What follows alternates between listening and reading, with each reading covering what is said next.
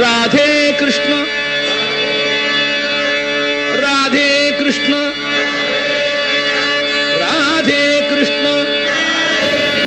அப்ப சில பாகவதாலாம் பதினாறு சென்னையில் நாட்டு அண்ணாச்சிராவ் கோஷ்டியோட ஒரு பஜன மண்டலே இருந்தார். அவங்க ஞானானந்த பஜன மண்டலியிலே ஒரு மண்டலி ஏற்பட்டு அப்போ சங்கீதம் பண்ணார். அதுக்கப்புறம் தான் ஹரிதாஸ் வந்தார். அண்ணாச்சிராவுக்கு குழந்தைதான் ஹரிதாஸ் கிரியிலேயே எனக்கு சின்ன வயசுல இருந்து தெரியும். இந்த விட சின்ன வயசுக்கான குழந்தைதான் மகாபுருஷன். அவர் பார்த்தா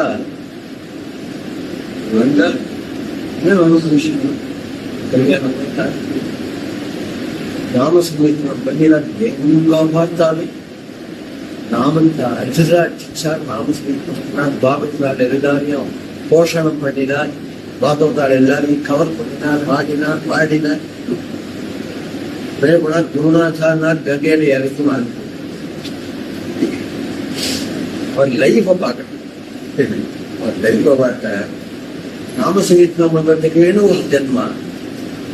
கல்யாணமோ கார்த்தியோ ஒன்று காரணமோ அதுவோ இதுவோ இதெல்லாம் ஒன்றுமே கிடையாது. அவர் பாடினா கடைசியில கங்கையில இறங்கினா எல்லாரும் போயிட்டு வரேன்னு சொல்லிட்டு கங்கையில இறங்கி அவர் ஆரம்பிச்சது.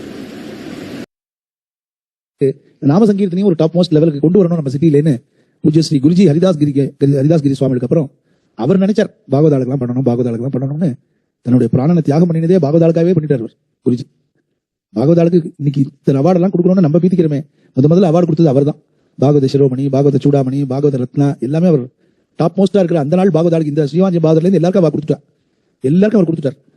இருந்தாலும் இத்தனை பாகவதாலையும் அவர் ரெகக்னைஸ் பண்ணி வயசானவாழ்ல இருந்து எல்லா யங்ஸ்டர்ஸ் எல்லாம் ஒன்னா சேர்த்து பஜனைக்கு ஒரு புத்துயிர் கொடுத்து, பஜனைங்கிறது ஏதோ பெருமா கோயில கிராமத்துல நடந்ததுங்கிறதெல்லாம் மாறி சபாக்கள்ல இன்னைக்கு நாமசங்கீர்த்தனம் பிராதானியமா வர அளவுக்கு அவர் கொண்டு வச்சுட்டார். அதை இந்த மாதிரி ஒரு கமாண்டிங் பவர், அது மாதிரி ஒரு சாரீர வசதி, இந்த மாதிரி ஒரு சௌக்கியமான பஜனைங்கிறத எப்படி சௌக்கியமா பண்ணணுங்கிறத அவர் பண்ணினார்.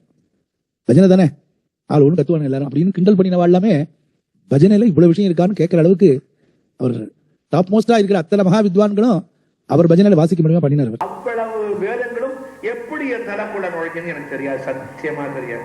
குரு கிருபை. வேதங்கள், உபனிஷத்துக்கள், புராணங்கள் அவ்வளவு நான் புஸ்தகத்துல படிக்கல.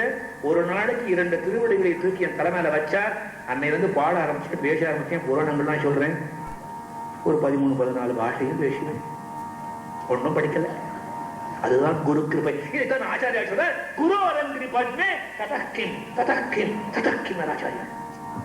ஒரு நாளுடைய திருவடி உனக்கு கிடைத்து விடுவானால் அதற்கு பிறகு உனக்கு தேவையுள்ளது என்ன என்ன என்ன ஒண்ணுமே வேண்டாமே. குருவின கோனு பதாவே பாட். கபீர்தாஸ் சொன்னார், குருவை விட்டா வேறைய 12 வேதங்கள் படித்து உணர்ந்தாலும் குருவருள் இல்லையே திருவருள் இல்லை. குரு கிருபை வேணும்யா, மனுஷனுக்கு குரு கிருபை வேணும்.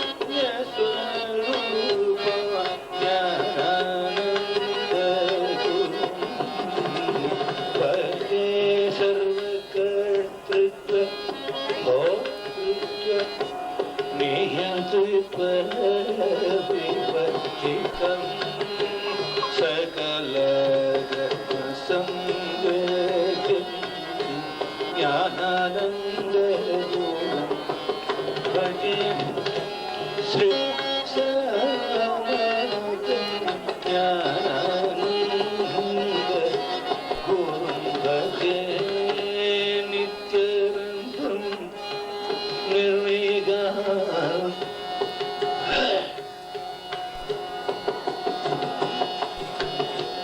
नित्यानंदम निर्विकारम ज्ञान भवन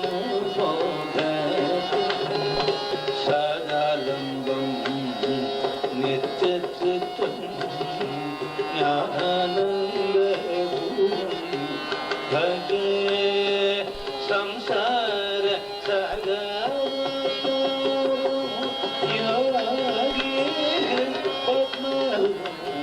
भजे श्री शंकरं शंभुगं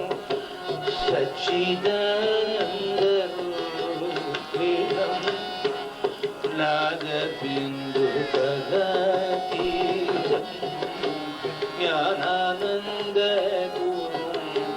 भजे निर्गुणं निर्मलं शान्तं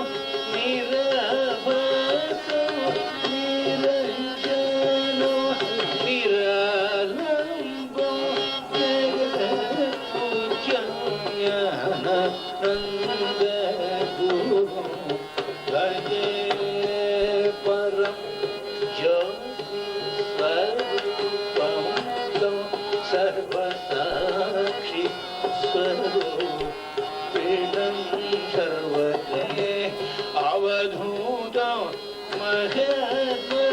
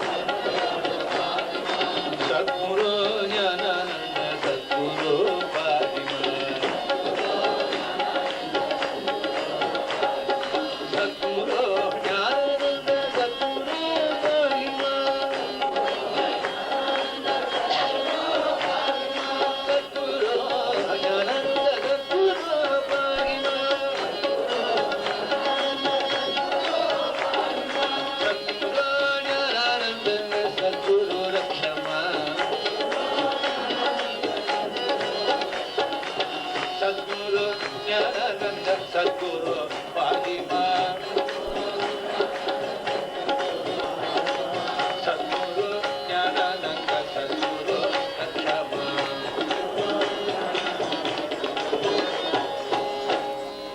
जय सद्गुरु भगवान की सद्गुरु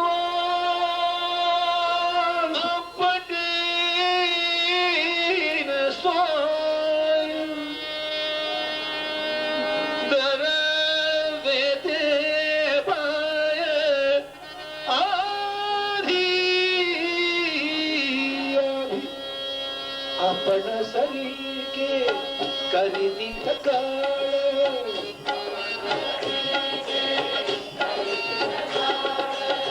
आपण सरीके करिदित काळ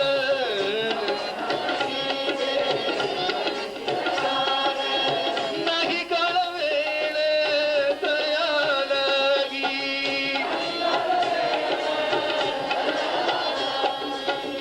लोह परिसाची न